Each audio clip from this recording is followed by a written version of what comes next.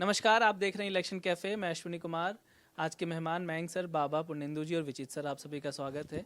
चर्चा महाराष्ट्र की, क्योंकि आज महाराष्ट्र के नए मुख्यमंत्री शपथ ले लेंगे जब तक कि चर्चा वीडियो अपलोड हो जाएगा। ज़्यादा समय ना लेते हुए सबसे पहले विचित सर, कहा यह जा रहा है कि ये जो ताजपोशी हो रही है फडणवीस साहब की, उसमें चुनौतियां हैं। एक फ्रंट राजनीतिक है, दूसरा फ्रंट बजट के लेवल से भी है, क्योंकि कई स्कीम्स का घोषणा जो हुई थी पिछले 6 महीनों में, उसको आगे चला पाना बड़ा मुश्किल लगता है।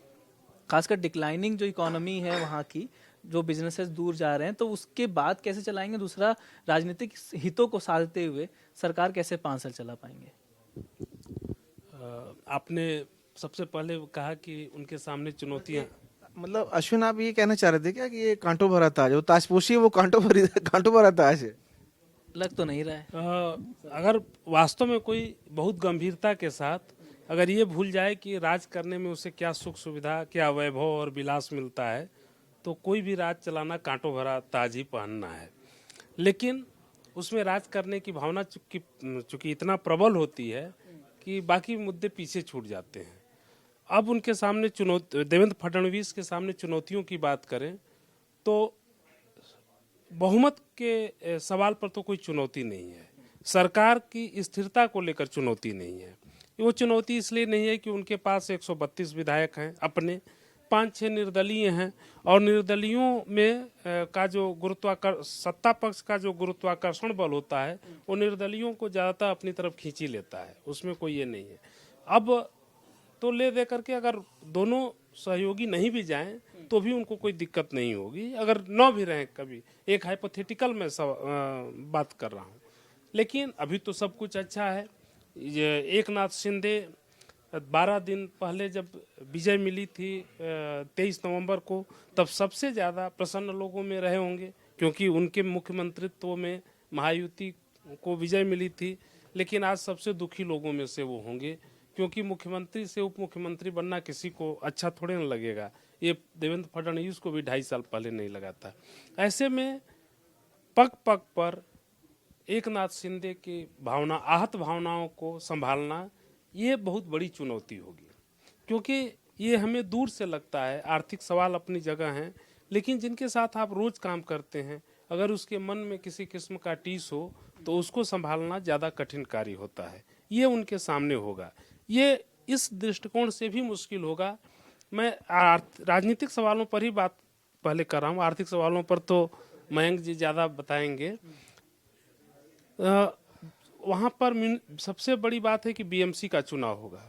बीएमसी में एक समय में शिवसेना की तूती बोलती थी, उनका ही राज होता था। शिवसेना बट गई, एक दिल के टुकड़े हजार हुए, कम से कम 2 तो हो ही गए, धीरे धीरे और भी कई हुए अलग अलग। अब उस शिवसेना में, असली शिवसेना का चूंकि इनका दावा है, तो इस एकनाथ शिंदे के दल को नज़रअंदाज करके बीजेपी बीएमसी में कुछ बड़ी भूमिका नहीं निभा सकती। इस जो चीज़ें हम लोग यहाँ चर्चा कर रहे हैं, तो ऐसा तो है नहीं कि एकनाथ शिंदे को ये पता नहीं है। ऐसी स्थिति में एकनाथ शिंदे की कोशिश यही होगी कि वो अपनी इस क्षमता को, इस राजनीतिक शक्ति को कैसे अपने लिए राजनीतिक सौदेबाजी में इस्तेमाल करें। वो करेंगे ही। वो एक बहुत चतुर राजनेता हैं, क्योंकि उनका जो आप पॉलिटिकल ग्राफ देखिए कि ऑटो चलाने से लेकर के वो महाराष्ट्र चलाने तक पहुंचना, ये हमारे लोकतंत्र की खूबसूरती है। तो ये एकनाथ शिंदे के राजनीतिक कौशल का भी प्रमाण है। अब उनका वही राजनीतिक कौशल पग पग पर फडणवीस से इम्तहान लेगा। तीसरी बात जो बड़ी चीज़ है, ठीक है बहुमत मिल गया, ये भी ठीक है कि महायुति को 230 सीटें मिल गई, लेकिन आप ये देखिए कि जो 28% आबादी वाले वहाँ मराठा हैं, 2 मराठा अगर एकनाथ शिंदे भी उप मुख्यमंत्री बनते हैं तो वो नायब की भूमिका में होंगे, और जो आ जाइए ना, वो नायब की भूमिका में होंगे, और एक ब्राह्मण मुख्यमंत्री होगा। तो ये एक जो अंदर ध्वनि जाएगी राज्य में कि जो ज़्यादा आबादी वाला है वो नीचे काम कर रहे हैं, या उनकी अहमियत नहीं, उनको अहमियत वैसी नहीं मिली। उस जो जातिगत आत्मसम्मान है उसको बनाए रखना भी फडणवीस के सामने एक बड़ी चुनौती होगी। क्योंकि ये चुनाव आखिरी चुनाव तो नहीं है, इसके बाद फिर चुनाव होगा, और इसीलिए उन दोनों सहयोगियों को साधे रहना, उनके हर बात को मानना, बावजूद इसके कि उनके बगैर भी सरकार चल सकती है, ये उनके सामने एक बड़ी चुनौती होगी। आर्थिक सवाल पर सबसे बड़ी बात है कि जिस तरह से इस समय पैसे बांटने का ये है, चाहे लाड़की बहन योजना हो, चाहे दूसरे राज्यों में भी हो, वहीं के एक बीजेपी के ही नेता और बड़े केंद्रीय मंत्री ने कहा था कि इसके बाद पैसा देने में आर्थिक स्थिति कितनी खराब होगी हमें अंदाजा नहीं है। तो ये चुनौती भी उनके पास होगी। लेकिन मैं समझता हूं कि इन सब चुनौतियों पर नेता उतना नहीं सोचते जितना राजनीतिक सवालों पर समझते हैं, क्योंकि उनके लिए सरकार और अगली बार चुनाव जीतना वो ज़्यादा इम्पोर्टेंट दिखता है। उस स्थिति में अगर सोचें तो देवेंद्र फडणवीस के सामने उनके सहयोगी ही विपक्षियों से ज़्यादा एक चुनौती बनकर उभर सकते हैं। संजय जी, जो महाराष्ट्र में फडणवीस सरकार तो बन गई है, जो इतने दिन खींचातान हुई, उसके बाद जो हुआ वो पहले से फिक्स था कि 12 तारीख को, उसी दिन पता चल गया 23 तारीख को क्या होगा। जो मैसेजिंग दी गई शिंदे साहब को साथ लेने की, बहुमत होने के बावजूद भी एक तरीके से उनको साथ लेना, कुछ मैसेजिंग बताने की कोशिश है सेंट्रल लेवल पे इसके पीछे? पहले तो अंत भला तो सब भला, क्योंकि देखिए ये आज हम लोग कहानी इतने शिंदे की और उसकी कर रहे हैं, कुछ समय के बाद भूल जाएंगे। नतीजे आने के बाद ये आज तक कितने लोग को याद है कि पिछला जनमत भी बीजेपी शिवसेना के गठबंधन को था। मतलब जनरली वो कहानी लोग भूल जाते हैं। सो आगे आने वाले समय में फडणवीस ने पब्लिक में कोई एकनाथ शिंदे ने पब्लिक पोस्चरिंग में कोई ऐसी बात नहीं कही जहां की आप उनको ब्लेम कर सकते हैं। काफी मेजर्ड था कि प्रधानमंत्री जो कहेंगे, गृह मंत्री अमित शाह जो कहेंगे, हमारा गठबंधन ऐसा है, हमारी सरकार ने ऐसा किया, ठीक है, उसमें एक भाव निकल करके आता था कि वो क्या चाहते हैं। लेकिन पब्लिक पोस्चरिंग जो उनकी थी वो काफी अच्छी थी।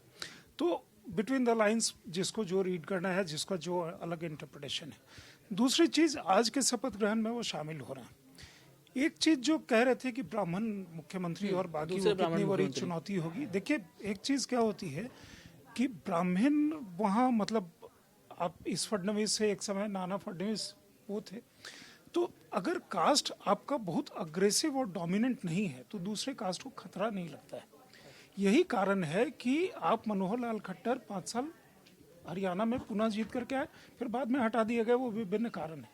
कई बार ऐसा देखा गया है कि अगर मुझे आपसे कोई खतरा नहीं लगता है, या कई जगह आप देखते हैं कॉम्प्रोमाइज कैंडिडेट अंत में कोई क्यों निकल आता है, क्योंकि उससे दूसरे को खतरा नहीं होता। तो ब्राह्मण से मराठा को खतरा नहीं है। मराठा और ब्राह्मण साथ साथ मिल करके बहुत सारी लड़ाइयाँ लड़े हैं। मतलब पुराना जो इतिहास अगर देख लीजिए, छत्रपति शिवाजी के टाइम से या उसके पहले से या उसके बाद अंग्रेजों के समय में जो लड़ाइयाँ हुई वो साथ मिल करके लड़े। तो फडणवीस का एक पूरे, अगर इस घटनाक्रम में देखेंगे पिछले 5 साल और उसके पहले 5 साल, जब पहली बार फडणवीस बने थे तो बहुत सारे लोग को आश्चर्य था कि नितिन गडकरी क्यों नहीं, और तमाम तरह की कॉन्स्पिरेसी स्टोरीज वो चली थी।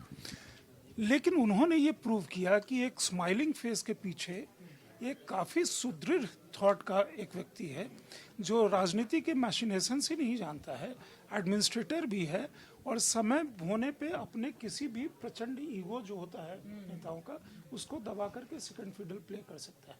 अब तो उनका वो प्रोफेटिक हो गया, सागर लौट करके आऊँगा और बाकी चीज़ें। अब देखिए उन्होंने एक बाज की उड़ान की बात कही थी कि ये पूरा आसमान अभी बाकी है। तो पूरा आसमान तो, क्योंकि दाहिने हाथ, अब देखिए सीक्वेंस आज से बदल जाएगा। कल जो लास्ट प्रेस कॉन्फ्रेंस हमने देखी थी, एकनाथ शिंदे जी बीच में थे, इधर फडणवीस थे और इधर अजीत पवार थे। वो सीक्वेंस आज से बदल जाएगा, क्योंकि उनका भी ये कहना एकनाथ शिंदे का कि 2.5 साल पहले मैंने इनका नाम प्रपोज किया था और इन्होंने मेरा नाम प्रपोज किया था और आज मैं इनका, वो एक सौहार्दपूर्ण इस सिचुएशन को दिखाता है।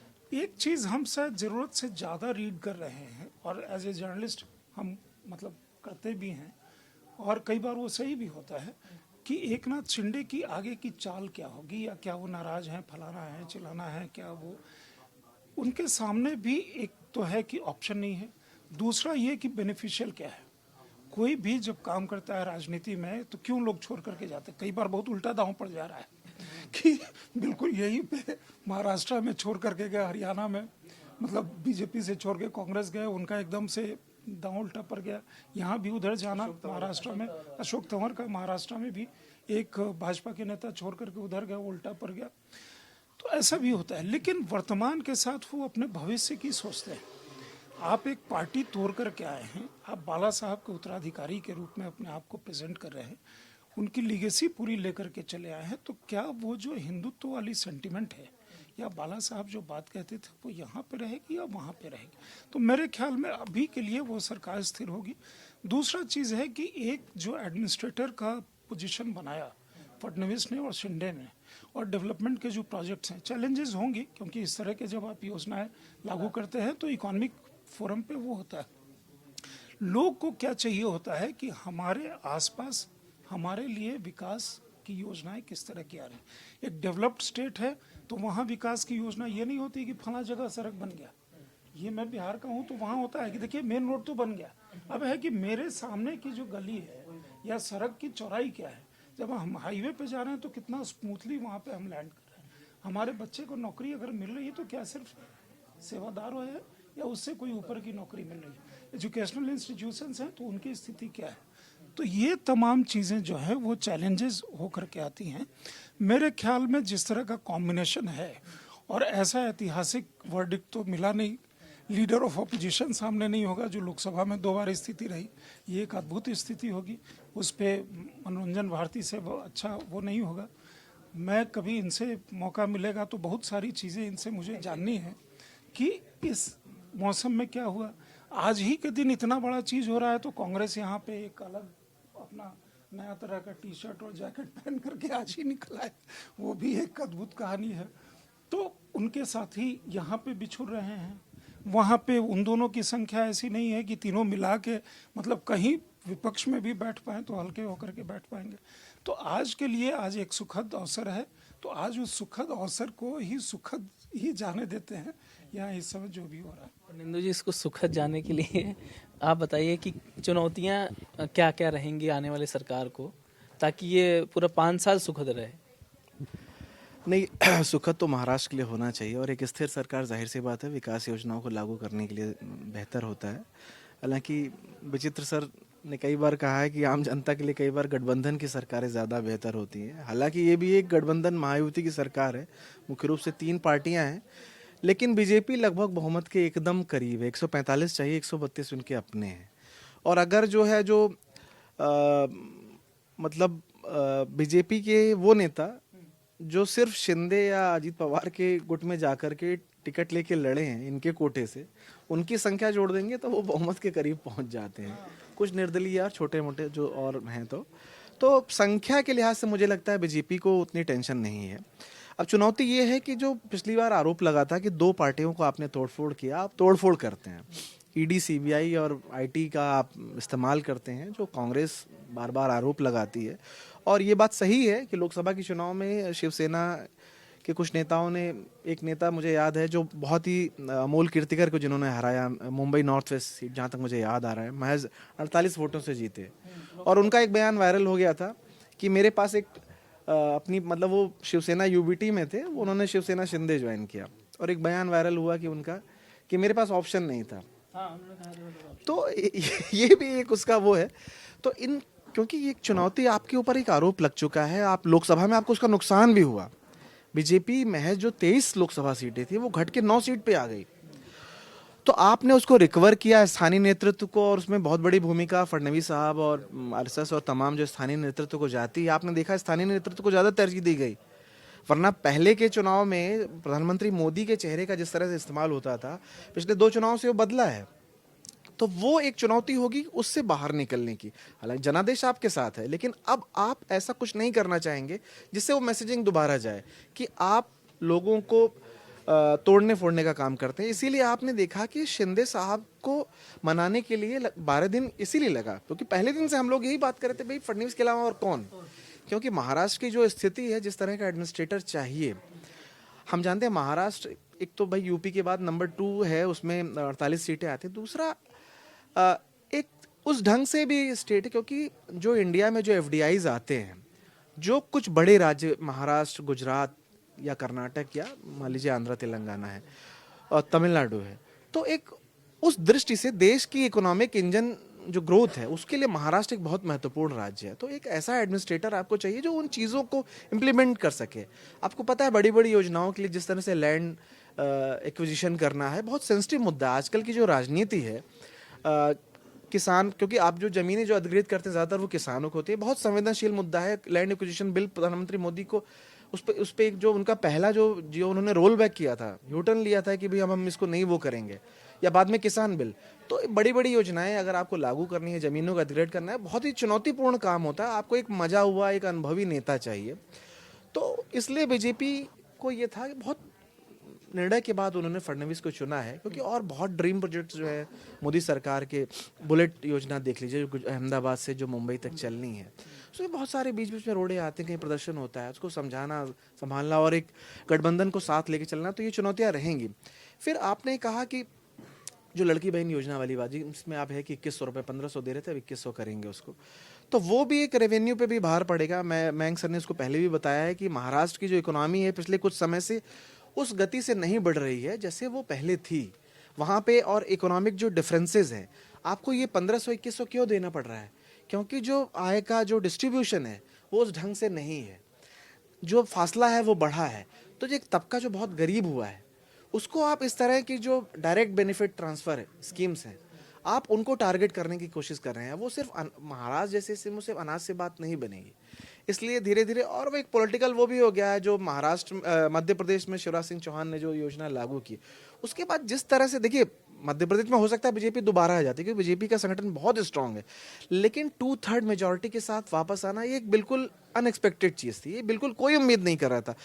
कुछ महीने तक पहले जो ओपिनियन पोल भी सामने आ रहे थे वो इस तरह की जीत की ओर इशारा नहीं कर रहे थे। इवन चूंकि मध्य प्रदेश में हमारे भी तमाम जानने वाले हैं, वो भी ऐसी बातें नहीं, लेकिन जो लाडली बहना योजना के लागू होने के बाद वो चीज़ें चेंज होने लगी।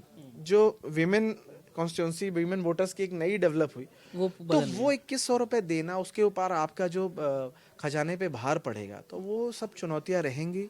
और अजीत दादा पवार जैसे नेता जो तमाम सरकारों में उनके पास अनुभव है, आइडियोलॉजिकली आप उनके साथ मैच नहीं करते हैं, तो अपने वोटर को उस तरह से उसको वो करना कि हम एक ही पेज पे हैं। अभी हमने देखा चुनाव में किस तरह से गर्मी हुई थी नवाब मलिक के सवाल पे, नारों के सवाल पे, बटेंगे कटेंगे। ठीक, तो रिजल्ट हो गया ना, तो अब हम उस मीमांसा में क्यों जाए? सही बात। क्योंकि ऐसा प्रचंड मतलब लोगों ने उसको एक्सेप्ट किया, तभी तो ऐसा प्रचंड मतलब आया, कार्यकर्ताओं ने साथ दिया, तभी तो ऐसी मेजोरिटी है। बाबा आपसे पूछना था मयंक सर, एक छवि फडणवीस साहब की कि अच्छे एडमिनिस्ट्रेटर हैं, लेकिन 2.5 साल की सरकार में शिंदे ने भी बहुत अच्छा काम किया। उनकी छवि कोई करप्शन नहीं आया, कुछ बड़ा कुछ भी नहीं हुआ, अच्छे से काम किया, कानून व्यवस्था भी सब कुछ ठीक ठाक थी, आखिरी में 1-2 इंसिडेंट छोड़ दें तो वो भी अच्छे एडमिनिस्ट्रेटर, खासकर वो खुद दावा भी करते हैं कि मैंने 2.5 साल बहुत अच्छे से निभाया है, अच्छे से विकास किया है। तो दोनों अच्छे एडमिनिस्ट्रेटर हैं। अब जब सरकार बनेगी और मुख्यमंत्री ये बनेंगे, फैसले ये लेंगे और उसको फॉलो करेंगे कैबिनेट मिनिस्टर्स, उस समय क्या आपको लगता है कि कुछ टकराहट शुरू होगी?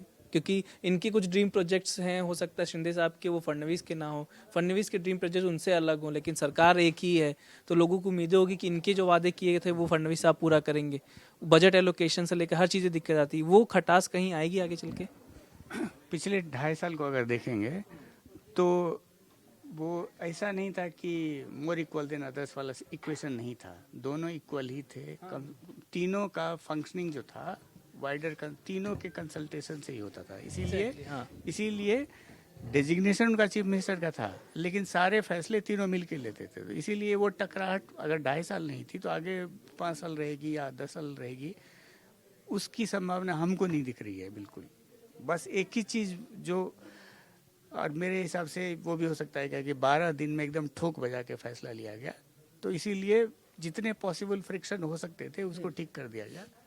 लेकिन दूसरा चीज़ जो आप इनके सामने में चुनौती क्या है, वो सब इमीडिएट वाला नहीं बोलेंगे। महाराष्ट्र की चुनौती, जैसे महाराष्ट्र बहुत मायने में नंबर 1 स्टेट रहा है, और जैसे फाइनेंस कैपिटल, इंटरटेनमेंट कैपिटल, अब अलग अलग एकमात्र राज्य है देश का जिसके 4-5 बड़े शहर का नाम पूरे देश में पता है। सही बात। औरंगाबाद पता है, पुणे पता है, मुंबई पता है, नासिक पता है, नागपुर पता है, ये सब कोल्हापुर का चप्पल, सब तो होता क्या है, और ये पिछले 10 साल की कहानी नहीं है, अब आप देखिए कि इंडिया के इकोनॉमिक हिस्ट्री को आप देखेंगे तो 90s के बाद दो बहुत बड़ा बदलाव हुआ। एक बदलाव था कि ऑटो रिवॉल्यूशन इंडिया में हुआ और दूसरा आईटी रिवॉल्यूशन हुआ। ऑटो रिवॉल्यूशन का बहुत बड़ा हिस्सा महाराष्ट्र में है। जैसे पुणे और औरंगाबाद जो है, पुणे और औरंगाबाद इंडिया का ऑटो हब है, और उसके बाद तमिलनाडु का जो चेन्नई के पास जो है, प्लांट, हाँ, चेन्नई के पास। आईटी रिवॉल्यूशन से पीछे मतलब आईटी रिवॉल्यूशन में पिछड़ गया, वो बेंगलोर को चला गया। और बेंगलोर उसके बाद से बेंगलोर ने उसके बाद क्या के थीम को, फ्यूचरिस्टिक थीम जो होता है उसको पकड़ा। महाराष्ट्र इसमें पिछड़ गया है। अभी देखिए पिछले 2-3 महीने 4 महीने से हम लोग एक बड़ा चीज़, अजूबा चीज़ देखते हैं कि दुनिया की मोस्ट वैल्यूबल कंपनी एप्पल नहीं है, गूगल नहीं है, माइक्रोसॉफ्ट नहीं है, एनवीडिया है।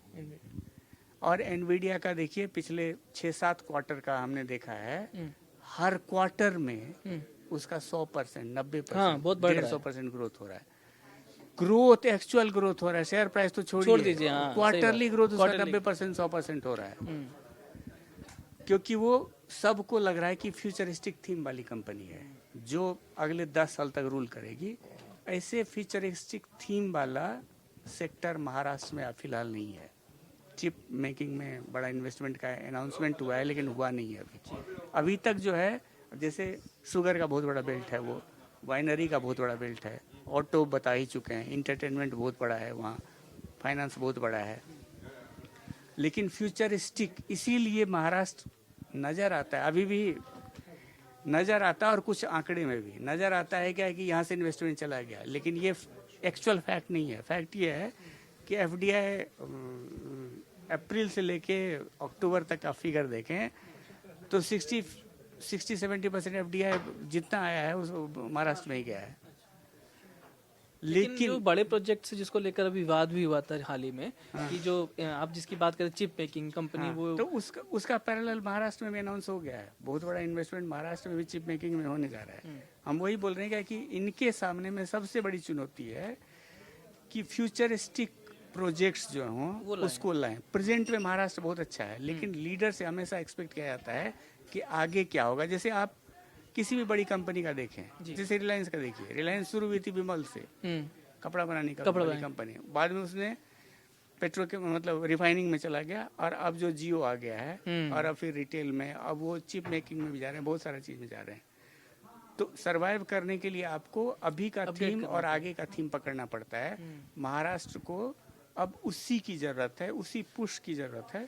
और बाकी ये अभी डेफिसिट है 1500 से 2100, अगर आप ग्रो करते रहेंगे तो आपका रेवेन्यू बढ़ेगा। अभी भी इनकम टैक्स में महाराष्ट्र सबसे बड़ा पेइंग स्टेट है। तो आप अगर ग्रो कर रहे हैं तो आपका खजाना भी बढ़ता रहेगा, और उसके बाद से फिर आपको 1500 से 2100 देने में या 3000 करने में कोई दिक्कत नहीं होगी। बस यही है कि एक थीम को पकड़े महाराष्ट्र और उसी को पुश करे तो हो सकता है कि बात बने। जैसा आपने कहा, एक एग्जांपल कोडेक कंपनी के लिए दिया जाता है कि उसने समय के साथ अपने को परिवर्तन नहीं किया, और नोकिया है इस तरह का बहुत एग्जांपल है वही। तो वो आपको करना पड़ेगा। बाबा, एक जो बात कही जा रही विपक्ष नहीं होगा, विपक्ष विहीन एक तरीके से सदन चलेगा, हालांकि वो क्या आपको लगता है, जैसे लोकसभा में हमने देखा था 14 और 19 में मतलब नेता प्रतिपक्ष बनाने के लिए भी मशक्कत करनी पड़ रही थी, और कुछ वही स्थिति वहाँ पे है, और ये लोकतंत्र के लिए अच्छा नहीं है। मेरे लिए एज ए जर्नलिस्ट सबसे बड़ी स्टोरी ये है कि इस सरकार का जो शुरुआत हो रही है ना, वो थोड़े बीटर नोट पे हो रही है। एकनाथ शिंदे साहब को आप मना नहीं सके, क्या नहीं हुआ अंदर बात, क्यों रूठ गए, क्यों अस्पताल चले गए, गांव चले गए, ये नहीं होना चाहिए था। लेकिन क्या है, एकनाथ शिंदे साहब मजबूरी है। बीजेपी भले ही पुनेंदु ने कहा कि इधर उधर से निर्दलीय के साथ सरकार बना सकते हैं, लेकिन बनाएंगे नहीं, क्योंकि उनको बीजेपी को और खासकर प्रधानमंत्री को एकनाथ शिंदे की अहमियत पता है। एकनाथ शिंदे की अहमियत महाराष्ट्र में उतनी नहीं है जितना दिल्ली में है। जो सरकार का अभी बीजेपी का गणित है ना लोकसभा में, उसके लिए वो 7 सांसद बहुत जरूरी है। इसलिए कुछ भी करने के होने के बावजूद आप शिंदे को नहीं छोड़ सकते हैं। शिंदे साहब को आपको रखना ही होगा, और ये बात शिंदे साहब समझते हैं। इसलिए कभी अल्टी मार रहे हैं, पलटी मार रहे हैं। उनको ये भी मालूम है कि बीजेपी को उनको जरूरत नहीं है, फिर भी उनको ये मालूम है कि सेंट्रल लीडरशिप समझ रहा है कि मेरी अहमियत क्या तो है। इसलिए वो एचएम और पीएम का नाम लेते हैं हाँ, शायद। इसलिए अब मैंने कहा ना कि तो एज ए जर्नलिस्ट मेरी सबसे दिलचस्पी यही है कि एकनाथ शिंदे क्या करेंगे। वो महायुति छोड़ के जाएंगे नहीं। सबसे बड़ी बात जो है इस पूरे क्राइसिस में जो अठावले साहब ने कह दी, हालांकि बहुत लोग उनको सीरियसली नहीं लेते हैं, लेकिन एज ए पॉलिटिकल जर्नलिस्ट पिछले 25 साल से पार्लियामेंट जाते हुए मैं उनको सीरियसली लेता हूं और मुझे मालूम है कि खबर ऐसे लोग ही देते हैं। इस बार भी दिया था उन्होंने। नहीं दिया ना, कोई स्पीकर भी नहीं होगा, मुख्यमंत्री यही बनेंगे। उन्होंने बोल दिया कि स्पीकर नहीं होगा, डिप्टी स्पीकर अजीत पवार का होगा, लेकिन उन्होंने कहा कि महायुति के अध्यक्ष होंगे एकनाथ शिंदे। तो वो जो एक जो वहां पे महायुति का एक जैसे एनडीए के कन्वीनर होते थे ना चंद्रबाबू नायडू एक समय से लेकर के बाकी अभी तक जो वो एनडीए का चला, यूपीए का चला, हाँ जॉर्ज फर्नांडिस होते थे, शरद पवार, सुरजीत होते, तो वो हर जगह होते थे। तो वो महायुति के कन्वीनर बनाए जा सकते हैं। तो एक उनको ऊपर वाला पद भी जो है वो सेंट्रल लीडरशिप ने तय किया होगा। ये सब चीज आने वाले दिनों में आपको पता चलेगी। तो वो एज ए जर्नलिस्ट मुझे उसमें ज्यादा इंटरेस्ट है कि वो आगे कैसे बढ़ेगी। जहां तक आपने मयंक सर ने अच्छे से एक्सप्लेन किया, मेरा अभी मिलना हुआ था अजीत पवार साहब से, तो उस वक्त ओथ नहीं हुई। ओथ तो आज हो रही है, 4 दिन पहले की बात कर रहा हूँ, 5 दिन पहले की। प्रफुल्ल पटेल और अजीत पवार के साथ मीटिंग हुई, तो सारे जर्नलिस्ट उनसे यही सवाल पूछ रहे थे कि आप ही फाइनेंस, तो क्योंकि उन्होंने कह दिया था और वो बिहेव भी कर रहे थे एज ए फाइनेंस मिनिस्टर। और उनसे हम सब भी यही पूछ रहे थे कि पैसा कहाँ से लाएंगे, पैसा कहाँ से लाएंगे, 2100 रुपया आपने कर दिया, ये आपका प्रोजेक्ट इतना अटका हुआ है, इसके लिए बोले वो सब मैंने कर लिया है, मैंने मैथ कर लिया है। मैं सबसे लंबे समय तक जो है वो महाराष्ट्र का वित्त मंत्री रहने हूँ अभी, और मुझे पता है कि मैं यहाँ से पैसा निकालूंगा। और इतना 1000 करोड़ का उन्होंने कोई फिगर दिया और उन्होंने बोला मेरा तो इतना साल का ब्याज से ही निकल जाएगा। वो गणित उन्होंने किया हुआ। और मुझे अजीत पवार के बारे में एक चीज बहुत पसंद आई, उस आदमी का फंडा एकदम क्लियर, एकदम क्लियर फंडा है। वो इसलिए उन्होंने कूद के बोला कि मैं तो शपथ ले ही रहा हूँ, इनसे शिंदे साहब से पूछ लीजिए। उस आदमी ने एकदम सब कुछ तय किया हुआ था। और उस दिन ही हमें बता दिया गया था कि दो डिप्टी सीएम होंगे और एकनाथ शिंदे भी होंगे, और उनको जो है अर्बन डेवलपमेंट विभाग दिया जाएगा, होम नहीं दिया जाएगा। वो सारी बातें सच हो रही है उसी दिन मतलब मैं 4-5 दिन पहले की बात कर रहा हूँ। तो वो चीज नहीं है। क्राइसिस ये है कि विपक्ष नहीं है। विपक्ष नहीं होता तो आप एरोगेंट हो जाते हो। सही बात। तो उसके बाद 2019 के बाद 2024 लोकसभा का भी आपको पता है। तो ये ठीक है, ये 5 साल उनके बहुत गोल्डन पीरियड हो सकते हैं। लेकिन होता क्या है कि आप जब इतनी बड़ी मेजोरिटी के बाद आप थोड़े रिलैक्स नहीं होना चाहिए। और महाराष्ट्र जो है जिस नारे पे जीते हैं ना, भले ही एकजुट रहेंगे, बटेंगे तो कटेंगे, शायद उसको उतना फॉलो ना करें। महाराष्ट्र एक अलग तरह का राज्य है, यूपी नहीं है। यूपी बिहार में आप ये सब चला लीजिए, बिहार में भी नहीं चलता है, यूपी में ज़्यादा यूपी में चलता है। बिहार में इसलिए नहीं चलता कि बिहार में कोई बाबरी नहीं थी, चाहे आप कहिए कि वो उसको गिराया नहीं गया। वहाँ के मुसलमान तो अलग ढंग से रिएक्ट करते हैं। यूपी में एक अलग ढंग से, क्योंकि यूपी ने वो देखा है विध्वंस, तो वो अलग है। और महाराष्ट्र के लोग तो बहुत दूर है वहाँ से, तो उनको, लेकिन मैं चाहता हूँ कि जिस ढंग की बात अजीत पवार कहते हैं कि उन्होंने ये बात कही है, बार बार अपने भाषण में भी ये बात कही है कि माइनॉरिटीज को लेकर के, तो ये सब कंसर्न के मुद्दे हैं। मुझे लगता है कि इतने ज्ञानी लोग हैं, सक्षम लोग हैं, वो कर लेंगे, इसमें कोई बड़ी बात नहीं है। लेकिन मेरे लिए आज के दिन भी स्टोरी जो है शिंदे साहब ही है। चलिए, जो चर्चा यहीं खत्म करते हैं, उससे पहले कॉफी आ चुकी है। आपने आज बहुत धोखा किया है मयंक सर। हम तो एक कॉफी पीने आते हैं यहाँ पे, हाँ सर, ये 5 तो बजे के आसपास हम कॉफी पीने आते हैं। कॉफी आप देर से लाए हैं, मैं उसके लिए माफी चाहता हूं। लेकिन दर्शकों, आप कॉफी लेट आए उस तरीके से वीडियो लेट तक मत देखिएगा, पूरा वीडियो देखिएगा, जल्दी से शेयर भी करिएगा और सब्सक्राइब भी करिएगा, लाइक भी करिए, कमेंट जरूर करिए और बताइए क्या अच्छा लगा, क्या खराब लगा, क्या सजेशन है और क्या सुधार कर और सकते आप ये भी लिख सकते हैं कि आप कल किस पे देखना चाहते हैं। ये भी चाहिए। कभी कभी टॉपिक कौन चुनने में ये हमारे जो जितने सीनियर लोग हैं ना, ये बड़े मतभेद हो जाते हैं, तो बाद में फिर सहमति फिर मैं ही बनाता हूँ और क्या। तो अर्चनी टॉपिक कुछ और उधर बताते हैं, यहाँ आके कुछ और चेंज करते मैं माफी चाहने वाला था संजय जी से कि उनको बताया कुछ और, हुआ कुछ और। यहाँ आते आते बदल गया, वहां से यहाँ आते आते बदल गया। हम तो रास्ते में मतलब आते आते कुछ सोच करके आ रहे थे कि अच्छा ये है, अच्छा मुझे वो भी लास्ट मिनट बताया जाता है कि आज ये टॉपिक है। ये एक दिन चीफ मिनिस्टर बनेगा सर। बस दर्शकों से यही उम्मीद है। चलिए, नमस्कार।